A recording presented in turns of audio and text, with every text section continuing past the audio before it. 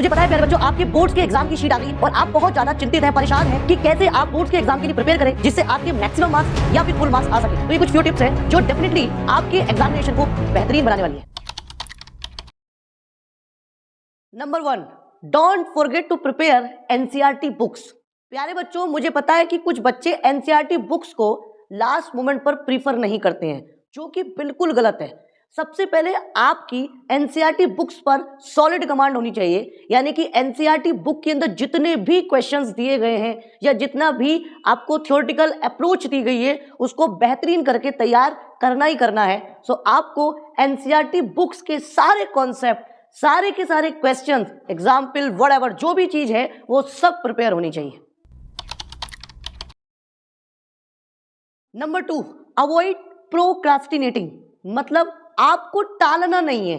अक्सर कुछ बच्चे चीजों को टालते हैं, जैसे उन्होंने स्केड्यूल किया कि 7 o'clock पर मुझे मैथ्स पढ़ना है, तो वो 7 o'clock पर मैथ्स पढ़ने की बजाय अरे 10 मिनट गेम और खेल ले, 10 मिनट सीरियल और पूरा कर ले या फिर कुछ और खेल ले। इन सब चीजों से दूर रहना है, इससे पूर्णतः समय की बर्बादी होती है। जैसे एक स्टूडेंट है हमारे यहाँ, सौम्या, उसके अंदर एक आदत है कि वो एक स्केड्यूल लगाती है और वो स्केड्यूल जब पूरा नहीं होता, यानी कि 7 बजे के बाद 7:10 तक वो फ्री होती है, तो वो टालने लगती है, अरे अब 8 बजे पढ़ लूंगी, अब 7:15 बजे पढ़ लूंगी, जो कि बहुत ज़्यादा हार्मफुल है, खतरनाक है। तो प्यारे बच्चों, आपको इस बात का विशेष ध्यान रखना है कि चीज़ों को टालना नहीं है।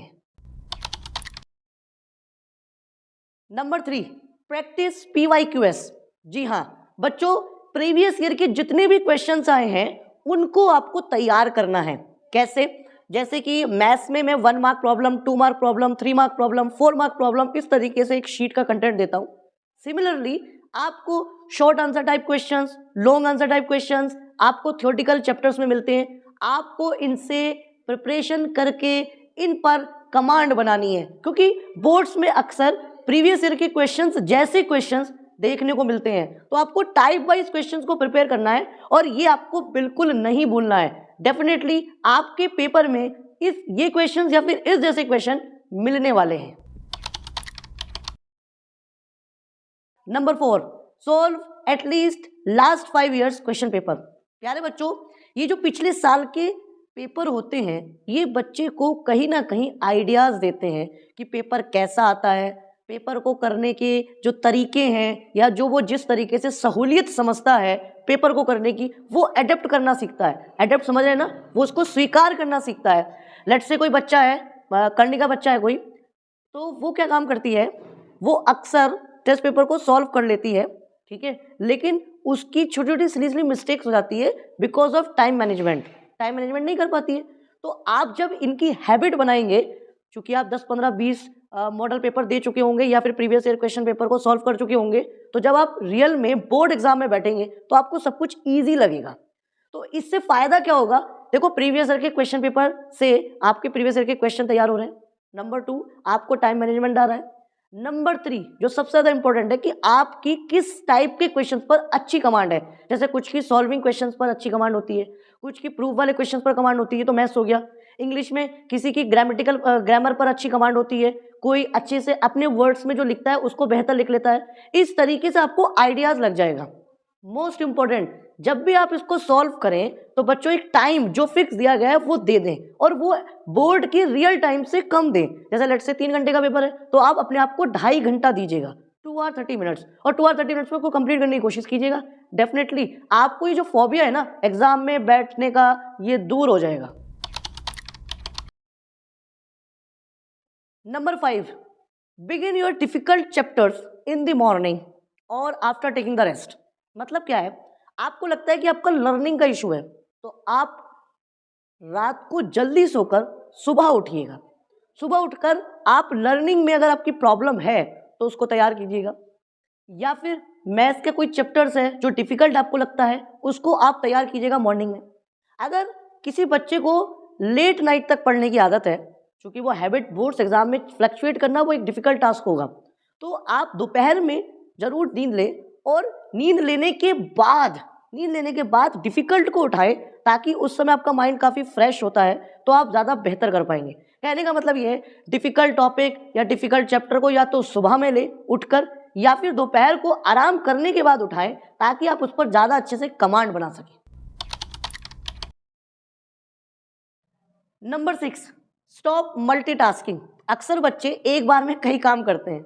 जैसे फ़ोन में मल्टीटास्किंग का होता है ना फीचर्स, जैसे व्हाट्सएप चला रहे हैं, उसके साथ अपनी वीडियोस भी देख रहे हैं पढ़ाई की यूट्यूब पर। ये अच्छा नहीं है, ये सही नहीं है। तो मल्टीटास्किंग रियल लाइफ में बच्चे क्या करते हैं, कान में ईयरफोन लगाएंगे, गाने सुनते सुनते क्वेश्चन को सॉल्व करते हैं, which is very very harmful बच्चों, बहुत ज़्यादा खतरनाक है। मल्टीटास्किंग नहीं करनी है, उससे एक तो आपका कंसंट्रेशन स्टेब्लिश नहीं हो पाता। कुछ बच्चे कहते हैं हो जाता है, भैया ये अनफेयर है, ऐसे नहीं होती है पढ़ाई। तो आपको मल्टीटास्किंग को बंद करना पड़ेगा। एक बार में एक काम पकड़ो, कस के पकड़ो, जमकर पकड़ो, खत्म कर दो और आगे बढ़ जाओ। नंबर 7, प्रोडक्टिव ब्रेक्स, यानी कि आपको पढ़ते पढ़ते बीच में ब्रेक जरूर लेना है। लेकिन ब्रेक कैसे लेंगे आप, प्रोडक्टिव ब्रेक लेंगे। प्रोडक्टिव ब्रेक का मतलब क्या है, लेट्स से आप साइंस पढ़ रहे हैं, साइंस आप 1 घंटा पढ़े, कुछ को 1 घंटा लगातार पढ़ने की आदत होती है, तो वो 1 घंटा पढ़ने के बाद एक प्रोडक्टिव ब्रेक ले, ऐसा नहीं 5 मिनट का ब्रेक लिया। प्रोडक्टिव ब्रेक का मतलब हो गया कि जो आपके ब्रेन को रिलैक्स फील कराए। अब ब्रेक के टाइम पे कुछ सोचना नहीं है, अरे मेरा ये रह गया, मेरा ये रह गया, ये रह गया, नहीं सोचना भैया। ब्रेक मतलब break, full of enjoy, recreation करना ही करना है। कुछ बच्चे शायद आधे घंटे या 25 मिनट के बाद ब्रेक लेना पसंद करते हैं, उनकी हैबिट में आ जाता है। तो 25 मिनट का ब्रेक लेने के बाद ठीक है, आप दोबारा से पढ़ें। अंडरस्टैंड है, क्लियर हो रही है बात समझ में? तो आपका, मेरा सिर्फ आपसे यही कहना है कि जो आपका ब्रेक है वो प्रोडक्टिव होना चाहिए। ऐसा ना हो कि ब्रेक भी लिया और आपका ब्रेन रिक्रिएट भी नहीं हो पाया, which is wrong. Eat healthy and take complete rest. बच्चों सबसे पहली बात बता दूं कि आपको हेल्दी खाना है। देखो फास्ट फूड वगैरह खा लेते हैं, लेकिन आपको इतना नहीं खाना है या इस तरीके से अपना रूटीन नहीं बिगाड़ना है कि आप बीमार पड़ जाएं। आपको लगता है कि फास्ट फूड को आप आसानी से कवर कर सकते हैं, तो आप बहुत थोड़ा लें, और मेरे हिसाब से तो आप हेल्दी फूड लें। भैया दूध पिएं, सैलड जरूर खाएं, हरी सब्जियां खाएं, दाल खाएं। मुझे पता है आपको पसंद नहीं है, मैं भी जानता हूँ, मुझे भी पसंद नहीं थी, बट मेरी मम्मी मुझे ज़बरदस्ती खिलाया करती थी। ऐसी मैं आपकी मम्मियों से परम निवेदन करता हूँ कि इनको ज़बरदस्ती खिलाएं, फास्ट फूड्स की तरफ से थोड़ा सा इनको दूर करें, ठीक है। और नींद प्रॉपर लें। नींद प्रॉपर का मतलब ये हो गया कि आप लेट से 12 बजे तक पढ़ते हैं कुछ बच्चे, तो सुबह 6 बजे या 5:30 बजे उठें। उसके बाद दोपहर को 1-1.5 घंटा जरूर सोएं, क्योंकि उससे क्या होगा, आप सारे दिन पढ़ते रहोगे तो आप लगातार नहीं पढ़ पाओगे।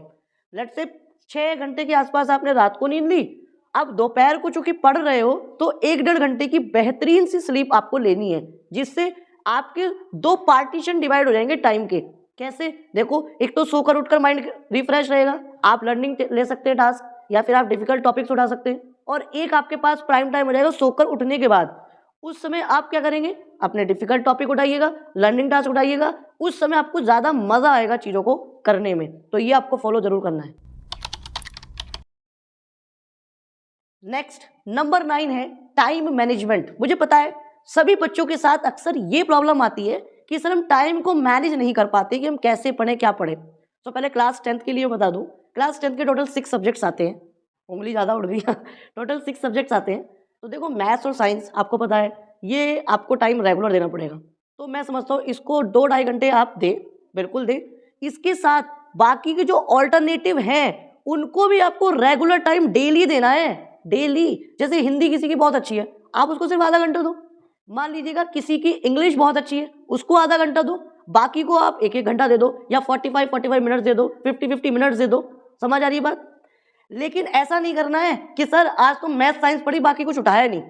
भाई आप लोग रैंक, जिसकी मैं बात करता हूँ कि rank, national rank, district rank तभी बना सकते हो जब आप हर सब्जेक्ट पर प्रॉपर कमांड रखो। और हर सब्जेक्ट पर प्रॉपर कमांड के लिए हर सब्जेक्ट को इंपॉर्टेंस देनी पड़ेगी।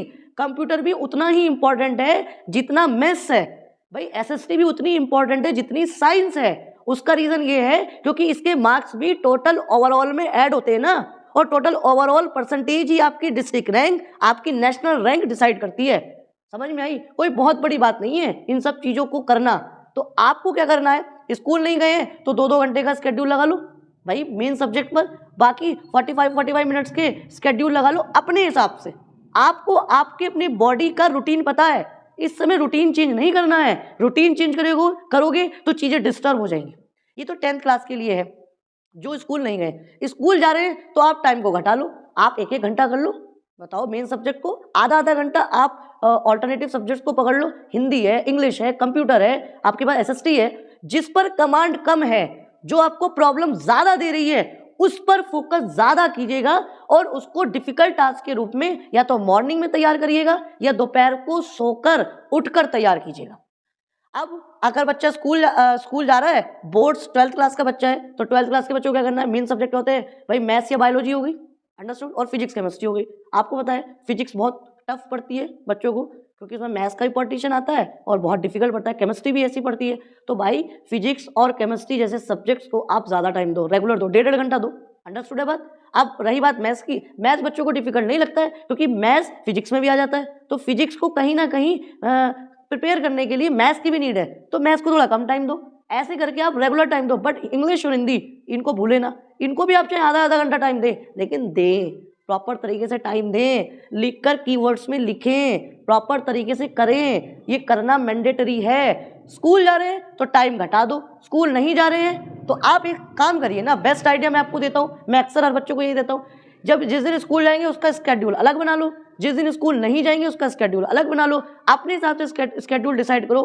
हर सब्जेक्ट को दो, डिफिकल्ट को ज्यादा टाइम दो, क्लियर है। जिस पर कमांड है उसको चाहे कम टाइम दो, चाहे 20 मिनट दो। कोई टॉपिक ही उसका लर्न करना है वो करो, लेकिन रेगुलर टाइम देना पड़ेगा। बच्चे 5-5 घंटे मैथ साइंस को लेकर बैठ जाते हैं, पता चला कंप्यूटर उनको डुबा गया, इंग्लिश उनको डुबा गया। ये बहुत प्रॉब्लम का विषय है। तो मैं समझता हूँ टाइम मैनेजमेंट को मैंने काफी डीपली डिफाइन किया है। इसको बहुत ध्यान से सुने और अपनी बॉडी के, अपने घर की जो एक्टिविटी है उसके अकॉर्डिंग इसको शेड्यूल करें और मस्ट फॉलो करना ही करना है एट एनी कॉस्ट। लास्ट है नंबर 10, सेल्फ इवेल्युएशन। अक्सर बच्चे सेल्फ इवेल्युएट जो करने में लग जाते हैं वो प्रॉब्लम में आ जाते हैं। लेट्स से उन्होंने मैथ्स का कोई चैप्टर प्रिपेयर करा, अब क्या काम कर रहे हैं, नेक्स्ट डे उसको क्रॉस चेक कर रहे हैं, देखूं आया कि नहीं आया। भैया ये बहुत गलत बात है। सेल्फ इवेल्युएशन करना है तो आप PYQS उठाइएगा, उसको प्रिपेयर कीजिएगा। आपको किसी सब्जेक्ट का सेल्फ इवेल्युएशन करना है तो आप प्रीवियस ईयर का क्वेश्चन पेपर उठाइएगा। आपको अपने आप को सेल्फ इवेल्युएट करना है तो टाइम के साथ लगाकर आपको सैंपल पेपर सॉल्व करना है, ये कीजिएगा। ये कहलाता है सेल्फ इवेल्युएशन। PYQS उठाइए हर चैप्टर के, उसको करने बैठ जाइएगा। अब कुछ बच्चे सोचते हैं कि स्कूल में या कोचिंग पे टेस्ट होगा तभी हमारा इवेल्युएशन होगा, ये गलत है। शीट के क्वेश्चन को सॉल्व करना भी सेल्फ इवेल्युएशन में आता है। आपको लेट्स से शीट में 20 क्वेश्चन दिए गए, आप उसमें से 15 कर पाए, ये आपका सेल्फ इवेल्युएशन है। यही सेल्फ इवेल्युएशन कहलाता है। ऐसा नहीं है कि आप क्या काम कर रहे हैं, कल आपने NCERT की एक्सरसाइज 10.4 पढ़ी थी, अब आप उसको क्रॉस चेक करके देख रहे हैं, अरे चेक करूं आया कि नहीं आया।